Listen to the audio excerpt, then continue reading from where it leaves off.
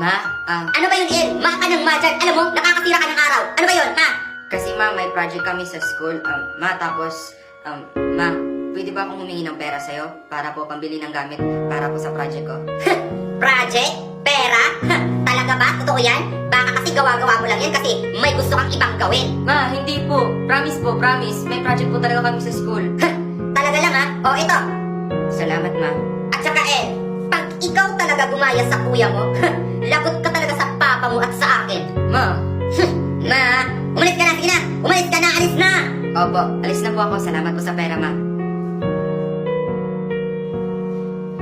Uy, El! Uy, Mark, bakit? Balita ko, may kuya ka pala? Oo, may kuya ako. Bakit? At saka, balita ko din, nalulung daw sa droga yung kapatid mo, naging adik, kaya daw lumaya sa bahay ninyo. Mark, pakiusap lang. Pwede ba huwag kang manghimasok sa buhay ng ibang tao? Alam mo, El, di ko talaga maisip kasi di ba sobrang bait ng mga magulang mo. Ang bait ng papa mo, ang bait ng mama mo, tapos yung kuya mo, ganun, ang sama. Mark, di mo ba naintindihan yung sinabi ko? Sabi ko, huwag kang mangialam sa buhay ng ibang tao. Huwag kang manghimasok kasi wala kang alam sa totoong nangyari sa buhay ng kuya ko. Uy, El, sorry na, promise. Di ko na uulitin yun, promise. Alam mo, ang weird mo. Bahala ka nga dyan. Uy, sorry na, antayin mo ako. Ma? Oh, ano na naman yun? Let me guess. Pera na naman. Kailangan mo na naman ng pera kasi may project kayo. Alam mo, huwag mo akong ginagago, ha? Baka kumaya ka na talaga sa kuya mo. Ma, pwede ba, ma? Huwag mo akong ikumpara kay kuya. Please lang. Alam mo, ganyan na ganyan din yung kuya mo noon. Ang hilig-hilig sumagot sa akin. Walang respeto. Ganun ba, ma? Baka ang kasunod nitong pagsagot-sagot mo sa akin is lalayas ka. Kagaya ng ginawa mo ng kuya mo noon sa amin.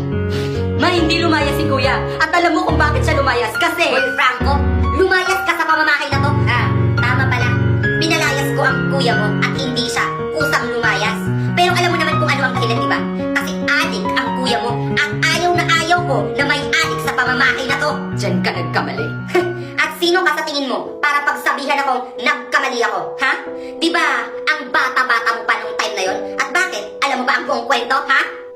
Ang problema kasi sa'yo, ma, hindi ka marunong makinig. Hindi mo man lang hinayaan si kuya dati na magpaliwanag sa'yo. Yun kasi, ikaw palagi ang tama, ikaw palagi ang nasusunod. Alam niyo po ba? Oo, bata pa ako nung time na yon. Pero alam niyo po ba na project lang nila kuya yon, ha? Hindi totoong adik si kuya. Kailangan lang niya na mang-acting na adik siya. Kailangan niyang gawin yun. Alam niyo po ba na props lang ang lahat ng yun? Lahat ng nakita ninyo props lang. Ang problema kasi sa inyo, hindi niyo hinahayaan ng isang tao na magpaliwanag kasi palagi kayo ang tama. Ano? Project lang nila yun? Acting lang nila yun? Bakit mo nilinig sa akin to? Bakit ngayon mo lang to sinabi sa akin, El? Ha? Bakit?